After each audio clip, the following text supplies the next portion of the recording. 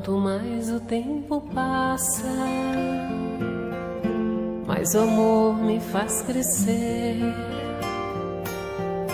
Esse jeito de viver aqui, aprendendo tanto, tanto assim, foi que fez com que eu chegasse perto de você com amor.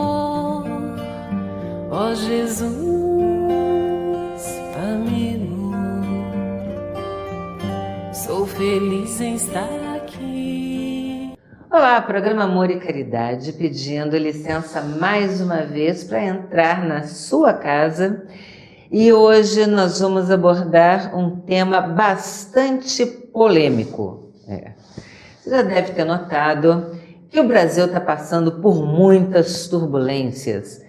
São notícias bastante desagradáveis que todos os dias povoam os noticiários, seja na televisão, seja nos jornais, até mesmo nas conversas em nossas casas.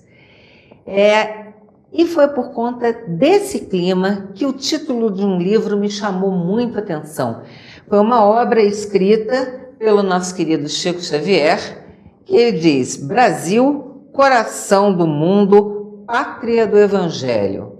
Uma psicografia pelo espírito de Humberto de Campos. Aí eu parei e disse assim, com esse tumulto todo que nós estamos tendo, como é que o Brasil pode ser coração do mundo, pátria do Evangelho? E para ajudar a gente a destrinchar o que Chico estava querendo dizer com isso, eu tenho o grande prazer de receber hoje aqui nos nossos estúdios Marisa Prioli, da Casa da Cultura Espírita de Olinda Amorim, e que foi minha professora lá no Fundão, né? Que foi um prazer. O prazer é todo meu agora. A gente se encontrou aqui em Teresópolis. Que coisa boa, né? Tantos anos depois. Você continua a mesma coisa, mas eu estou não? muito mais velha. Vamos parar com isso, Bárbara. E também a nossa querida amiga e companheira aqui do SEAC, Maria Antônia, que mais uma vez dá prazer da sua presença aqui comigo. O prazer é tudo nosso. Marisa, direto, o que Humberto de Campos estava querendo dizer com esse livro? Ele é recente, é uma obra recente, uma das últimas de Chico? Fala um pouquinho para a gente sobre esse livro. Não, ele não é recente.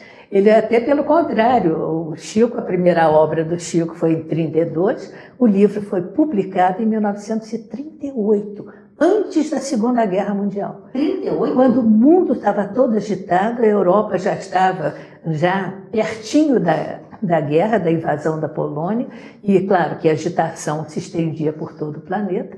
O livro é de 1938 e é um livro profético em relação ao terceiro milênio. Nós estamos em 2016, não é? Nós estamos no terceiro milênio. Agora, como é que, vamos dizer assim, sempre há amparo, sempre há ajuda, sempre há proteção, sempre há inspiração? Isso é inconteste, nós temos certeza. Agora, como é que Humberto de Campos prova que as situações todas do Brasil têm solução? Através da nossa própria história. Então, o livro, vamos dizer assim, ele significa a história do Brasil desde antes do descobrimento. Antes de 1500. Antes de 1500, quando há uma reunião no mundo espiritual, Jesus chamou 2 colaboradores para programar e conversar. Claro que ele já tinha tudo programado, mas para passar as tarefas em relação à nova terra que ia ser descoberta. Quais são essas 2 entidades, esses 2 espíritos? Uma é Eliú, que é o responsável no planeta pela sociologia, pela parte sociológica. E o outro é Ismael, um espírito muito, muito, muito elevado, que é o protetor do Brasil. Porque cada povo, cada país tem o seu protetor. E o nosso protetor é Ismael. Você concorda, Maria Antônia? Ora, com muita alegria, né? Saber que temos esse protetor espírito maravilhoso, superior, encarregado de guiar nossos caminhos, nosso país. E a gente sabe também que tudo que acontece não acontece à deriva, não é? há sempre uma programação para que aconteça o melhor, sempre no caminho da evolução, porque a evolução não acontece da noite para o dia, de uma hora para outra. A passos lentos nós vamos atingindo degraus maiores, né? A espiritualidade vai trazendo sem pressa, né? Uma coisa que eu acho curiosa, que eu gostaria que vocês me corrigissem se eu estiver errada, é que o Brasil realmente agregou todas as raças, né? É um país de índios e que de repente teve quase que o transporte do continente africano para cá, junto com europeus, né? E virou o Brasil um país de mulatos, de mestiços, de tudo. Isso já estava na programação, Antônia? Isso estava na programação. Nada acontece sem programação. Jesus faz seus planos, né? Entrega esses planos nas mãos dos seus auxiliares de grande valor. Poderia colocar uma coisa? Com certeza. Que, por exemplo, por que esse livro é a nossa história, a história do Brasil, vista do foco espiritual? Porque o livro nos prova que desde o momento do descobrimento, o Brasil sempre passou por situações muito difíceis, muito complicadas. Como assim? Explica um pouquinho mais. E muito complicadas mesmo. Por exemplo, o Brasil não ia ser descoberto. Cabral estava indo para as Índias, ele ia comprar especiarias e trazer das Índias. É verdade. Não é? E os espíritos desviaram a frota, as caravelas, para que viessem para cá, para a América do Sul, outro hemisfério, para o Brasil ser descoberto naquele momento. Quer dizer, a gente vê que já há uma intenção, uma condução espiritual em tudo. E o livro nos mostra que o Brasil sempre esteve em situações muito complicadas e muito difíceis, e que sempre houve solução. E nos dá a certeza, a esperança de que essa solução agora também vai ser resolvida. E vai ser resolvida e virão outras no futuro que também vão ser resolvidas.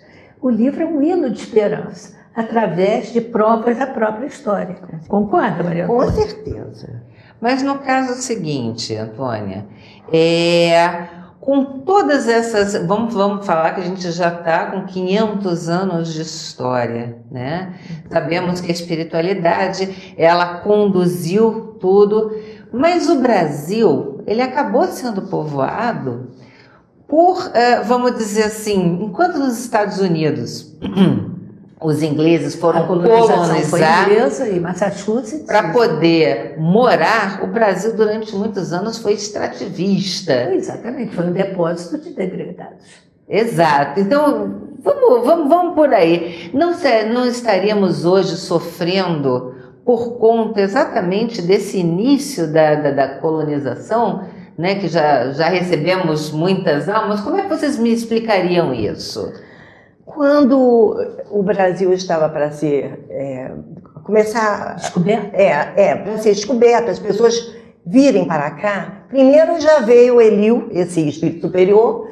Jesus comunicou a ele que ele nasceria em Portugal para fazer descobertas na navegação, para que pudesse, com o invento da navegação, os portugueses passarem a vir para o Brasil. Eu posso dizer quem ele foi em Portugal? Sim. Ele foi Henrique de Sagres. Primeiro ele plantou os bosques de leiria para madeira, para os navios. Plantou uma madeira que se desenvolvesse rápida para poder utilizar a madeira já mais madura rapidamente. E depois ele fundou a Escola de Sagres de Navegação para treinar os navegadores. Ou seja, então a coisa já estava armada lá embaixo. E tudo isso estava na programação. Estava na programação. Tudo estava na programação. A história é linda, esse livro é fascinante. Eu tinha até resistência a esse livro, porque eu não entendia, quando eu era jovem, como é que aqui podia ser o coração do mundo, se eu só via problema, isso aí que eu quero saber. Exatamente, mas eles nos provam que aqui é um mundo de expiação e provas, não é? Aqui não é um mundo, não é, dos mais evoluídos. Ainda não é, não é? E sempre tivemos problemas e todos foram resolvidos. Então, que esses e os futuros também serão resolvidos. Nós temos problemas, vamos botar assim, de ordem, todo mundo quer se dar bem. O Brasil é aquele país, é um país do jeitinho, todo mundo quer se dar bem, mas eu noto uma coisa, o povo brasileiro ele não tem ódio.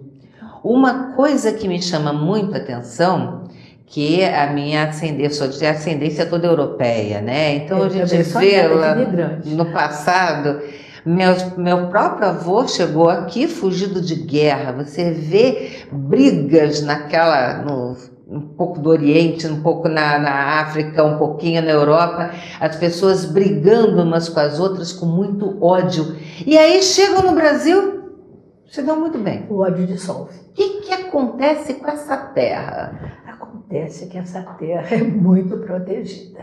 Agora, ao mesmo tempo que o mal chama muita atenção, como você citou, tem coisas que estão acontecendo, né? Eu não digo nem condenáveis, elas são fora de qualquer avaliação dentro da ética e da moral, né? Com certeza. Mas acontece que também há espíritos encarnados dentro da ética, dentro da moral. A natureza do povo é uma natureza muito correta, muito solidária com dele. Porque é o seguinte, o mal aparece muito, mas o bem também existe. Você vê, tem um evento aqui, quem vem para o evento sai encantado com o povo, né? Outra coisa, a nossa extensão territorial é imensa. E repara que sempre a espiritualidade conseguiu que essa extensão territorial fosse mantida. Você vê a América, por exemplo, do lado do Pacífico, está toda dividida em países diferentes. É verdade. O Brasil, ele engloba todo. Engloba, mas está aqui no livro.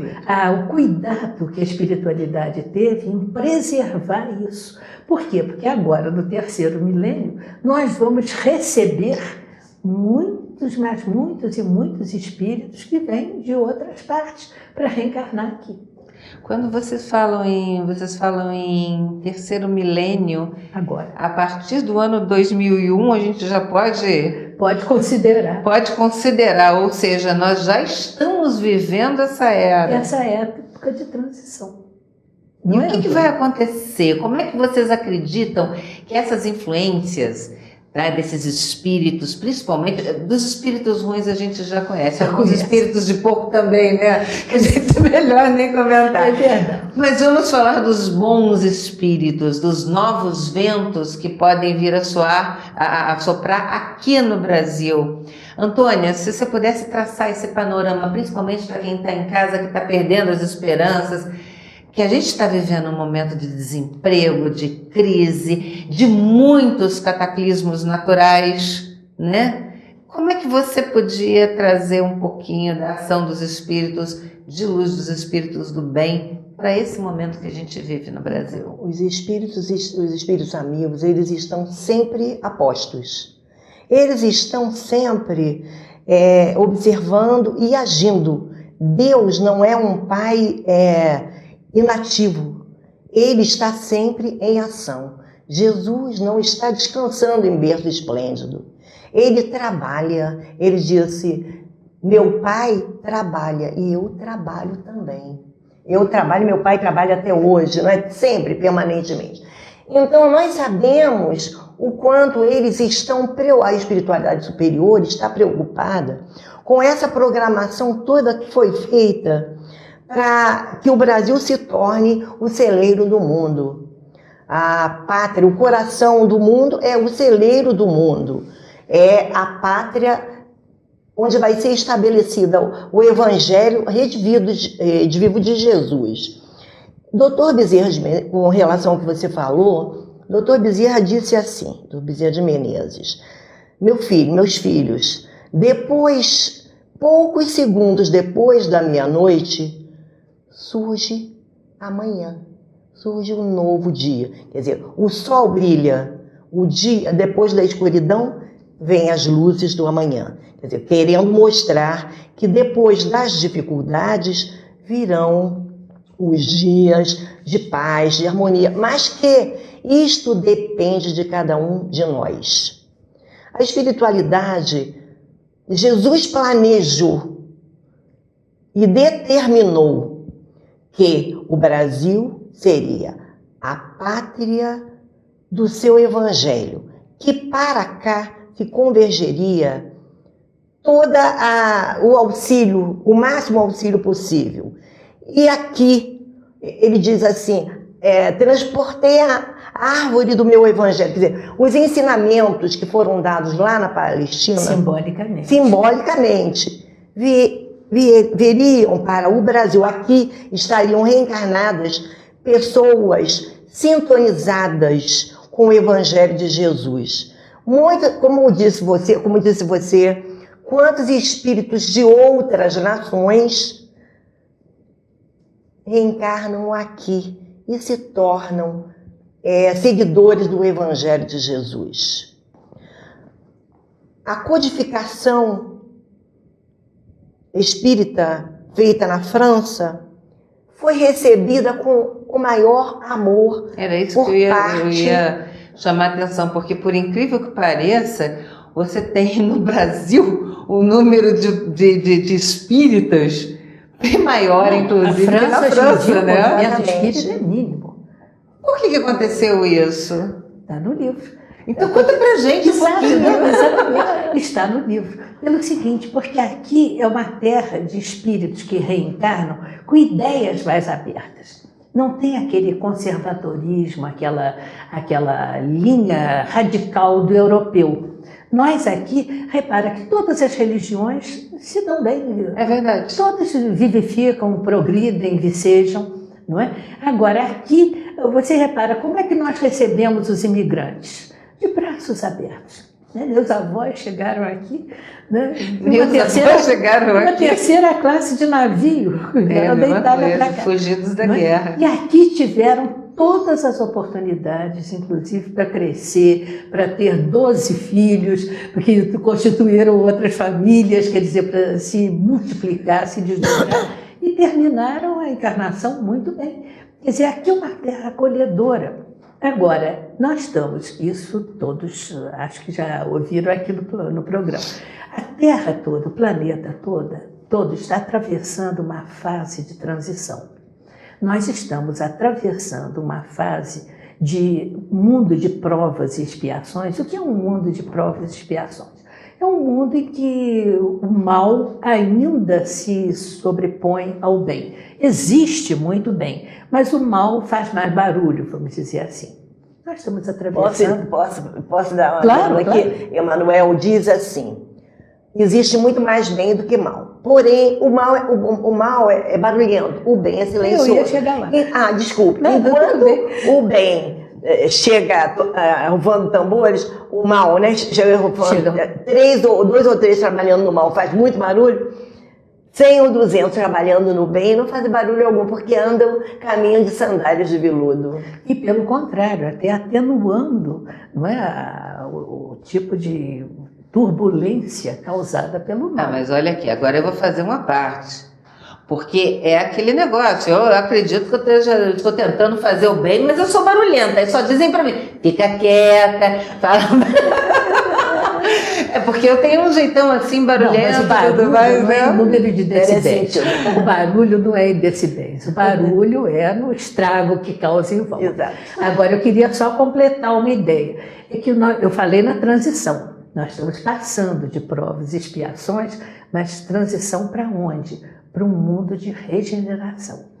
É um mundo onde o bem e o mal, o bem vai existir mal ainda, mas o bem vai ser muito maior em número. Em suma, o bem vai fazer mais barulho. O mal, pelo contrário, como é dito até por Emmanuel, que a nossa colega Maria Antônia aqui citou, ele diz mesmo que muitos que praticam o mal vão se sentir até envergonhados de fazer o mal, porque a tônica vai ser de espíritos muito mais elevados e com outro tipo de atitude, com outro tipo de ética, outro tipo de comportamento. Então, o bem vai... Então, nós estamos nessa fase de transição. Todo o planeta... E o Brasil, claro que inclusive. Agora, a nossa extensão territorial vai acolher muitos espíritos que vão reencarnar aqui, inclusive para alavancar o progresso. Aqui é a terra do futuro. Aqui é a terra do futuro e nós temos futuro depois tá? Do nosso pequeno intervalo comercial, mas olha, não sai daí não, porque no segundo bloco nós vamos falar sobre a responsabilidade de todos nós hoje na construção desse mundo melhor. E como? E como, né? É rapidinho, não sai daí não, volta já já.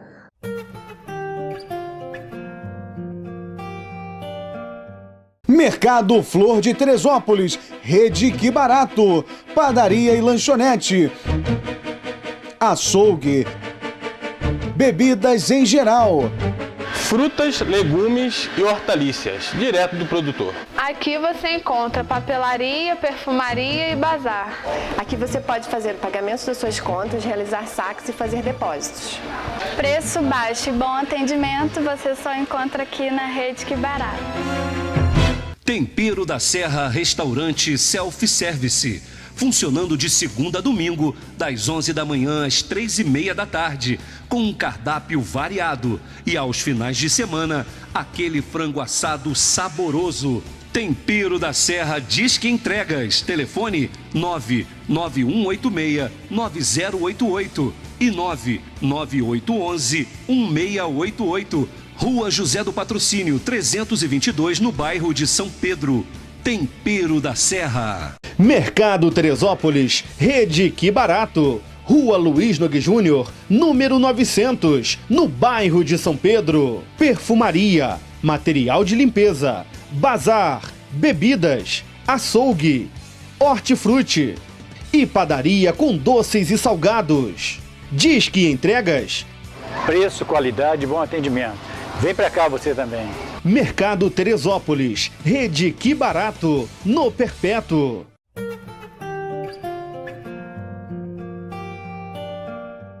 O programa Amor e Caridade está de volta depois de um breve intervalo. No bloco anterior, eu disse que nós iríamos abordar sobre as nossas responsabilidades nesse novo mundo. Mas antes de chegar nessas responsabilidades, eu queria saber um pouquinho das nossas convidadas, a Marisa e a Antônia, sobre esses momentos de conflito, porque o Brasil hoje vive um momento delicado da sua história, onde muitas coisas estão vindo à tona e todos nós, de certa forma, estamos pagando um pouco desse preço. Mas, como a própria Marisa falou e a Antônia, não é a primeira vez. Nós já passamos por diversos outros problemas. Antes da gente entrar com os dois pés no terceiro milênio, vamos recordar que problemas foram esses que o Brasil já enfrentou e que, graças a Deus, saiu vencedor? Muitos problemas.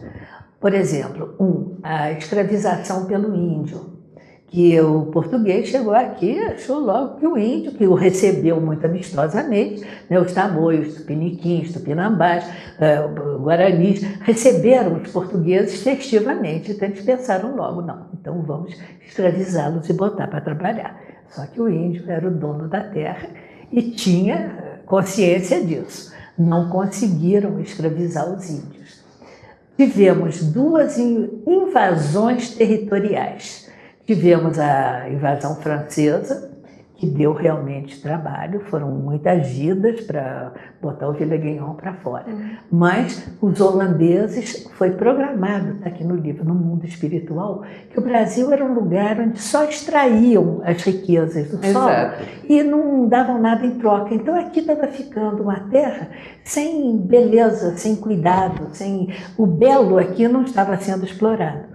Então foram os espíritos que chamaram Maurício de Nassau, que era um príncipe holandês e que trouxe para o Brasil, ele chegou a Pernambuco, ele trouxe para o Brasil o quê? Trouxe arte, trouxe música, trouxe pintores, trouxe escultores, que até hoje, não é, Maria Antônia, Pernambuco tem os resquícios dessa época. Com certeza. E que saíram daqui também sem nenhuma, não foi derramada uma gota de sangue. É verdade. A Convenção de Haia disse, olha, essa terra é dos portugueses. Então eles deixaram os holandeses um legado imenso aqui e se retiraram pacificamente. Então essa conquista dos holandeses já fez parte dessa programação? Dessa programação da espiritualidade. No finalzinho, você estava falando na nossa responsabilidade.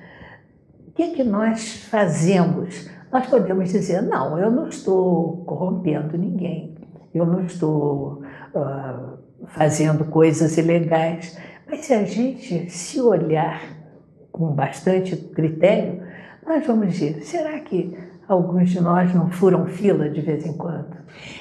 Isso é uma coisa, um aspecto bem importante de ser abordado. E com os filhos? Telefone? Diz que eu não estou porque agora eu não posso falar. Por que não diz eu estou, eu agora não posso falar?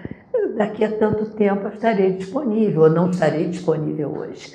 Quer dizer, como é que nós lidamos na nossa família, com os nossos amigos, nas nossas comunidades? Como é que nós lidamos com os exemplos que a gente dá, com o nosso comportamento?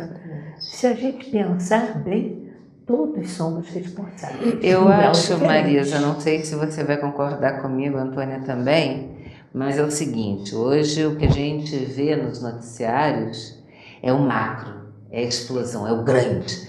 Fala-se em milhões, fala-se em coisas assim que, pelo menos para mim, eu nunca vi 1 milhão, eu já vi 1 milho grande, né? 1 milhão eu nunca vi, não sei como é que é 1 milhão. Acho que a maior parte das pessoas que está em casa também nunca viu, né? 1 milhão. Mas eu acho que tem que ser apresentado e que tem que ser aprendido é a essência. Até que ponto você é corruptível, vamos dizer o seguinte. Qual é o seu preço? Qual é o seu preço? Você não tem preço realmente, porque você está convencido de que a forma correta é a maneira de agir. Porque ser correto não é fácil. Não é fácil, é dificílimo, principalmente nos dias de hoje. Inclusive, é careta, né? É radical, quer aparecer, né? Se a pessoa é afetuosa, o que é que está querendo. Né? Há até um desconforto, né? Em comportamentos fora do padrão tipo comum. Aí, Antônia, se você está querendo ir para um restaurante, né? E já está na fila lá 2 horas, tipo Dia das Mães, vai chegar, né? Vai chegar agora. Tem Semana Santa também. Semana Santa também. Você está lá naquela fila. Aí alguém passa por você e diz assim, escuta, Antônia, você dá R$20 aí pro garçom que ele te bota lá na frente. Corrupção. E aí? Aí aponta o dedo pro corrupto que aparece na televisão. Aí eu sou também. Exatamente. Não é? É das pequenas coisas. Das pequenas coisas. E os valores são plantados. Exatamente. Os valores são muito importantes, né? Os valores morais. Quando se fala o Brasil, o celeiro do mundo, as pessoas começam a pensar nas pedras preciosas que tem no solo, no ouro que podia se extrair, né, em grande quantidade, na vegetação tão rica, tudo que a gente tem aqui de muito belo, né, nossos rios, que agora nem tão bons estão mais pela tão cristalinos humana, nem tão cristalinos. Mas quando Jesus falou o celeiro do mundo, o Brasil será o celeiro do mundo, não estava se referindo apenas às coisas materiais, que com certeza, se Deus quiser e há de querer e Ele quer, vamos receber irmãos de outras nacionalidades sempre aqui para desfrutar dessas coisas através da reencarnação ou de outra forma. Da própria migração. Exato, né? da própria migração. Agora, é o que eu estou pensando. Mas também o celeiro espiritual do mundo, para que aqui seja um viveiro de exatamente, ideias. Que possa refletir o refletor do amor de Jesus, da fé raciocinada, do Evangelho de Jesus, entendido, tirando, como diz Alta de Souza, tirando a roupa das letras, fazendo com que a gente possa entender o sentido dos ensinamentos do Cristo. Então, aqui, o celeiro espiritual, principalmente, para as outras nações, que eles, como você falou, né? O outro vendo a gente agir bem, ficará até com vergonha, como disse Emmanuel, de agir mal. Mas as outras nações também, ao perceberem o nosso modo de agir, hão de também ficar contaminados, contagiados por esta vontade de ser melhor do que se é. A nossa responsabilidade, como você disse, é muito grande. A responsabilidade do Brasil é imensa, mas o Brasil somos nós. Cada um é uma célula para formar um todo. Você estava falando agora, me veio uma situação aqui à cabeça. Não sei se vocês já ouviram falar, com certeza, sim, do Parque Yellowstone, nos Estados Unidos, onde tem um vulcão chamado Santa Helena, que está prestes a explodir. Que nação poderosa no mundo, Estados Unidos. É verdade. Mas as pessoas não atentam para uma coisa, eles têm um corredor de tornados que destrói todos os anos um poder assim, destrói uma cidade toda. Não, destrói onde passa, acabou. A costa lá da Califórnia pode, pela rachadura de San Andrés, se não me engano, pode por água abaixo também. E a explosão do Santa Helena, que se por acaso ele explodir, destrói a América. Nossa. Eles estão com 3 situações que podem acabar. 3 estopins bravíssimos. Exatamente. E o Brasil não tem nada. Não tem nada. O Brasil não tem nada. Todos os outros povos, vamos botar assim, no mundo, né, os países que estão prósperos, em que o brasileiro de repente ficaria com vergonha até de encarar, nossa, sou tão pequenininho, perto do poderio deles, mas, por incrível que pareça, o único lugar, né, acho que a Austrália também é assim. A Austrália também. Também é um lugar tá suave. Eu acredito que seja aquela, como é que é, o step, né? Vamos, assim, quando povoar aqui, a gente manda para a Austrália. Mas se de repente acontece um evento mundial, um cataclismo, alguma coisa, aqui nós estamos protegidos. Então nós temos que acolher e cuidar rápido do que nós somos, porque nós vamos ser o exemplo. Eu estou errada no meu pensamento? Errada? Não, estou perguntando. Não, jamais. Você está inteiramente correta dentro de uma postura. Os valores se constroem de pequenas coisas, se constroem de raízes. Não é? Um valor não pode ser plantado assim do dia para a noite, não é? Dormiu corrupto, acordou honesto, isso não acontece. Não é? Isso tem que ser tratado, tem que ser plantado, tem que ser exemplificado e pensando bem, dentro dos problemas que a gente vê o mundo enfrentar, nós estamos enfrentando problemas gravíssimos, mas há outros países que tem gente se jogando na água porque não pode permanecer em terra por causa da guerra e da fome. Não, o que está acontecendo com o Estado Islâmico, inclusive. Exatamente, é o que está acontecendo com a Síria, né? O que está acontecendo com outros países. As pessoas não têm opção. Outro dia eu ouvi uma entrevista em que o entrevistado, que era um sírio, ele dizia: lá ninguém pode ficar neutro. Eles entram na casa e se a pessoa adere ao Estado Islâmico, ótimo, tem que sair na hora. Se não adere, é morto.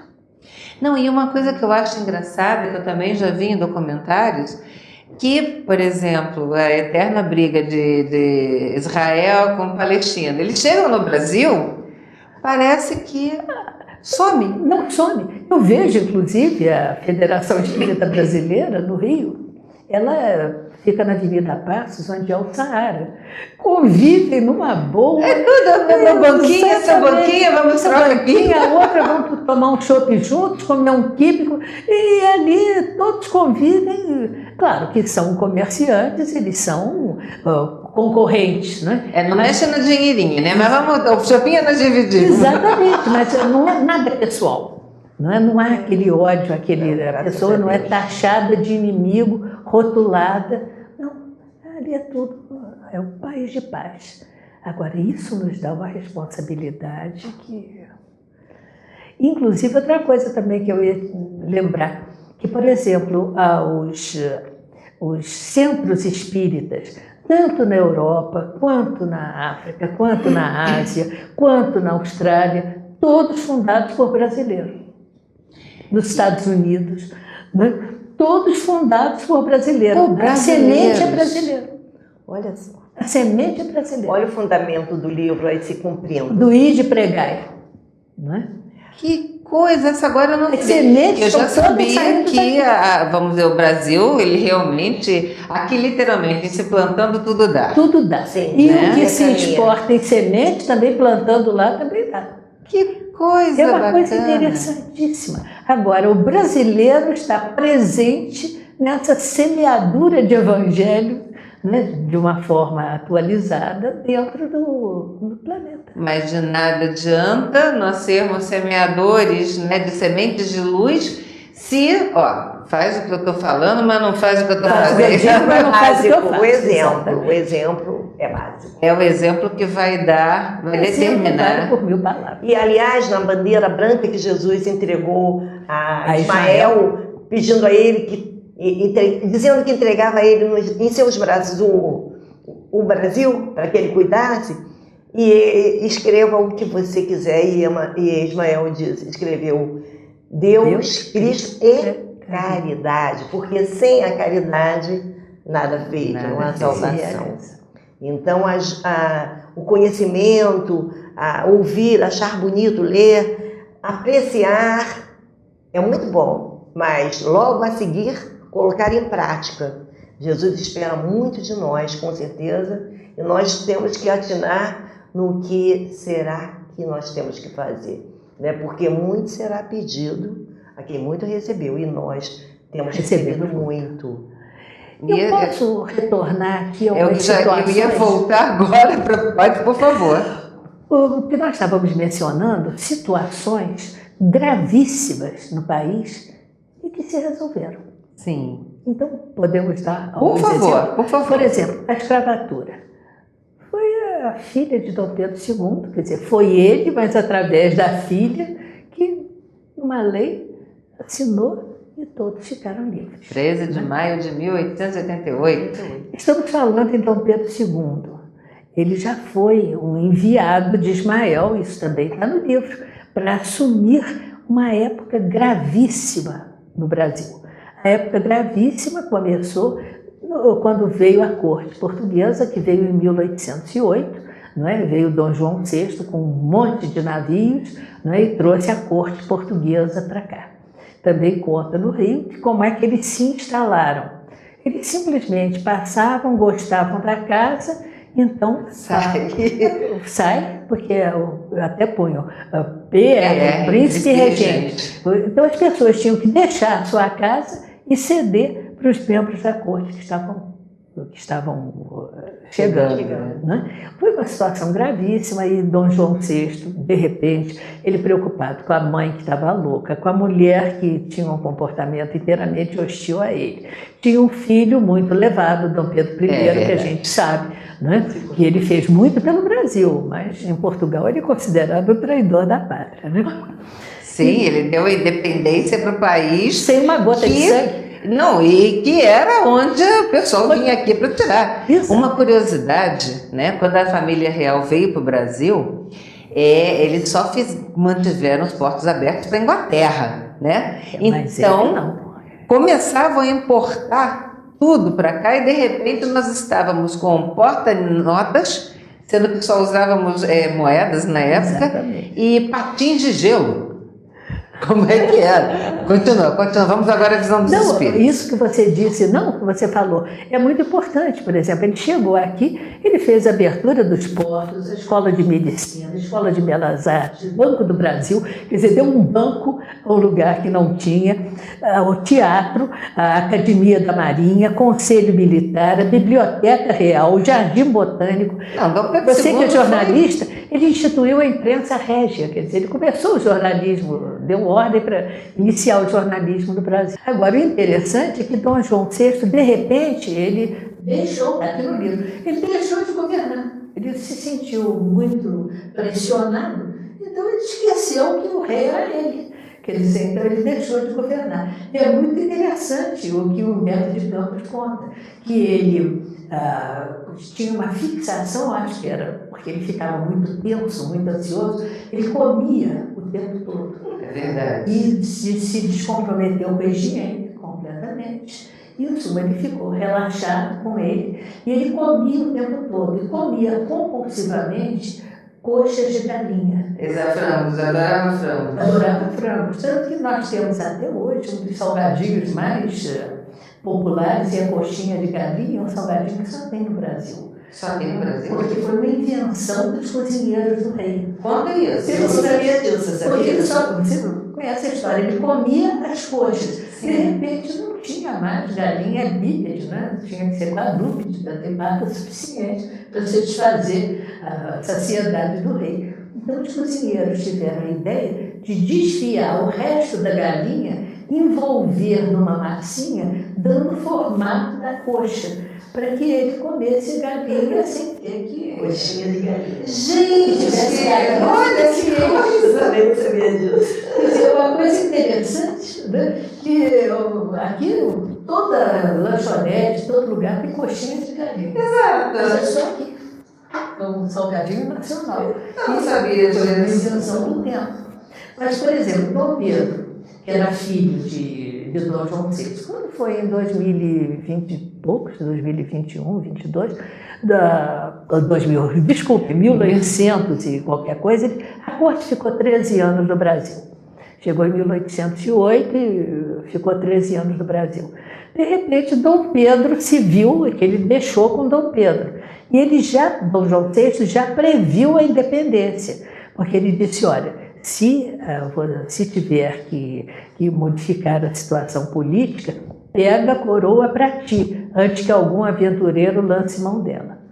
Quer dizer, foi Dom Pedro I que proclamou a independência, foi uma situação caótica. Com certeza. Que foi resolvida de uma forma inteiramente pacífica. Você mencionou ainda agora a colonização inglesa dos Estados Unidos. Sim. Olha para proclamar a independência, a guerra de anos que eu não tinha parado para pensar realmente. No Brasil não foi no grito. Sem derramamento. Foi no grito. Não houve derramamento de sangue. E com interferência da espiritualidade. Com interferência. A direção da espiritualidade. Que ainda trouxe, né, o herói, o mártir, mor da Inconfidência Mineira, que foi Tiradentes, para inspirar Dom Pedro I. Isso tudo está no livro? Esse livro é fascinante. Gente, olha só, está virando história, né? Mostra bem aqui direitinho, ó, Brasil, coração do mundo, pátria do Evangelho, tá? Pelo espírito de Humberto de Campos, psicografia de Chico Xavier. É fascinante esse livro. É uma visão da história do Brasil, é uma visão bastante leve, mas uma visão inteiramente fascinante como leitura. É aqueles livros que a gente pega e não quer largar. Pois é, menina. O que mais que conta? Conta muitas coisas. Conta muitas coisas. Então, por exemplo, nós tivemos a nossa independência, que foi uma época de crise política total no país. O país estava todo convulso e Dom Pedro I resolveu no grito.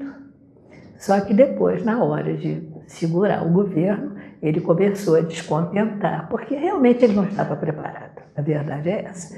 Então, a outra situação caótica, que inclusive Portugal mandou uma esquadra para levar o Dom Pedro I de qualquer maneira, foram 100 e tantos navios, imagina o aparato que não veio. Não é? E o Dom Pedro I não foi, né?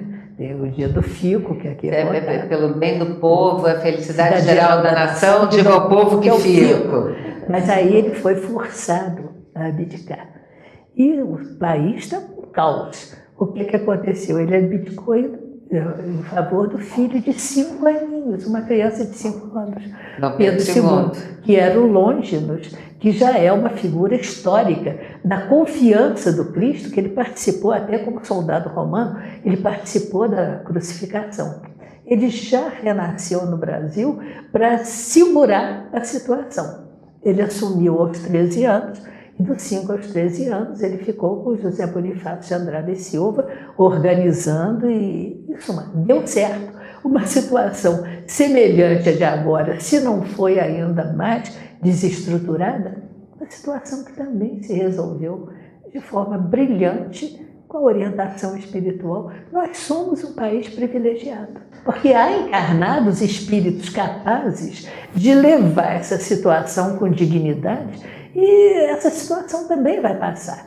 como as situações passaram. Na visão de vocês, principalmente para as pessoas que estão em casa nesse momento, que estão acompanhando tensas, que eventualmente, eu acho que hoje o problema que mais aflige todos nós é o desemprego. Isso. Né? São milhões e continua. Isso está continuando. E as pessoas não poderem ter a sua dignidade através do seu trabalho, ao mesmo tempo não estão podendo contar com os serviços de base, né? Qual, dentro da visão espírita, até da inspiração superior, como que vocês aconselham que essas pessoas elas ajam perante a essas adversidades? Tudo bem, a confiança a gente tem, mas a atitude, o que a gente pode fazer, pelo menos para passar um pouco melhor por esses momentos de aflição? Eu diria para terem confiança e terem fé. Esse livro, no duro, é um tratado de esperança. Ele mostra as situações, como é que se apresentavam, a gravidade das situações, e ele mostra exatamente que tudo teve solução. Por quê? Porque ele representa também, ele registra, vamos dizer assim, os diálogos incríveis que se passaram no mundo espiritual, porque nós somos um país protegido, muito bem orientado, nós somos um país, como todo o planeta, sob a governadoria de Jesus, temos Ismael, que é um espírito fabuloso e que se dedica, espírito não tira férias, espírito não tem fim de semana, né? Não dorme. Eles estão ali direto, né? Inspirando, ajudando, esclarecendo. Quer dizer, o livro vale a pena a gente ler. Até vou te dizer, a releitura desse livro, para vir aqui hoje conversar com você, Viviane, com a Maria Antônia, para mim foi uma maravilha. Você não pode imaginar como me fez bem. Eu me emocionei tantas vezes quando estava relendo também, muitas vezes, porque é realmente muito reconfortante a gente saber disso. Convence. Essa espiritualidade amorosa. Quantas vezes ele reúne as falanges, não é a falange. O Ismael reuniu as falanges de espíritos superiores para rogar a Jesus socorro para determinada situação. Então a gente pensa que os espíritos superiores estão inativos, que estão vendo as coisas acontecerem sem nada a fazer. Não, estão rogando a Jesus, pedindo ajuda.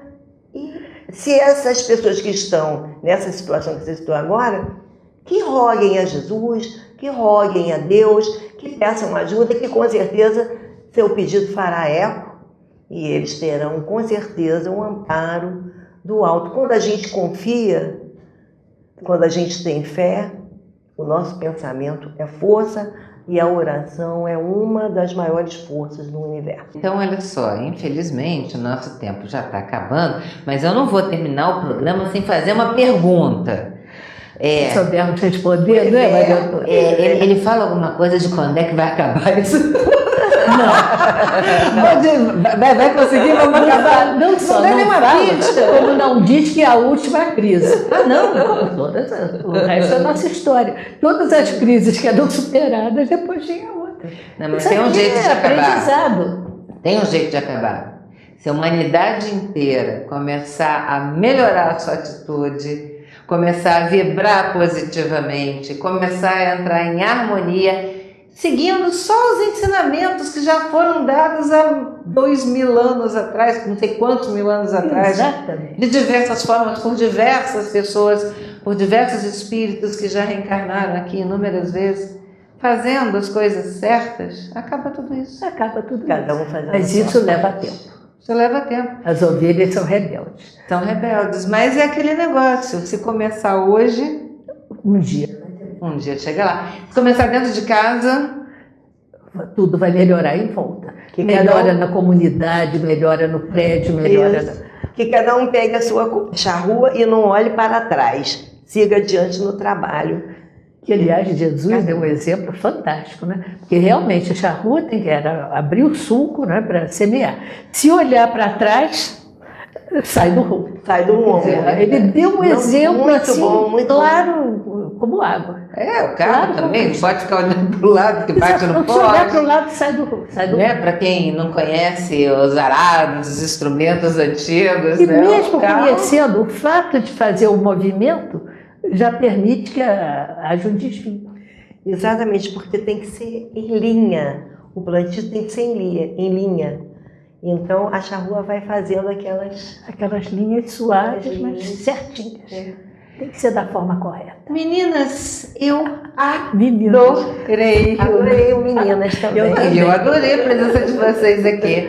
Realmente, eu acho que foi uma conversa, a gente estava até com um pouco de receio no início, porque, afinal de contas, é um assunto denso. Vamos colocar o momento é denso. E a gente iria abordar, estava até com um pouquinho de receio no início, será que vamos conseguir falar de forma positiva, mas quando a espiritualidade ela realmente se une, concentra, tudo dá certo, não é? Porque é uma responsabilidade falar de uma obra tão grandiosa. É verdade. E esse livro é um hino de esperança. As coisas que aconteceram tiveram a solução de uma maneira tão inesperada que nos dá a fé e a certeza de que essa vai ser mais uma vez em que a espiritualidade vai agir e que tudo vai correr bem. Eu agradeço muito a presença de vocês. Nós é que agradecemos. Eu espero poder contar nos outros programas também, né? Porque hoje eu tive uma aula, adorei saber da coxinha de galinha. E eu vou terminar o programa de hoje lembrando uma situação que eu falei para minha filha semana passada. Ela está vivendo longe, numa situação complicada, de muita pressão, iniciando a vida. E para a mãe é sempre complicado. Aí me veio a cabeça de dizer o seguinte: minha filha, o diamante, ele só pode se formar quando há temperaturas muito altas e em grande pressão. Situações da Terra geológica que vão botar aquela pressão, então, pimba, chega um diamante. Mas o diamante bruto, muitas vezes ele pode ser até confundido com um cascalho. É uma pedra, simplesmente uma pedra transparente. Para que ele se torne um brilhante, ele ainda vai ter que sofrer mais um pouco de dor. Ele vai ter que passar pela lapidação, vai ter que tirar toda aquela parte, além de ter sofrido a pressão, para que através da lâmina, que muitas vezes machuca, brote o brilho e ele seja eterno. Para sempre, para sempre. Que lindo. Então, nós estamos agora no momento diamantes. Ainda não somos brilhantes. Mas falta de lapidar. Vamos ser lapidados. Vamos começar por nós mesmos. Muito obrigada pela sua companhia. Até a próxima semana. Com o Evangelho a nos guiar, aprenderemos a amar. Com a paz em nossos corações e a vontade que nos faz seguir, poderemos encontrar o que um dia o nosso Pai então nos ensinou, que do amor renasceremos, que do amor renasceremos.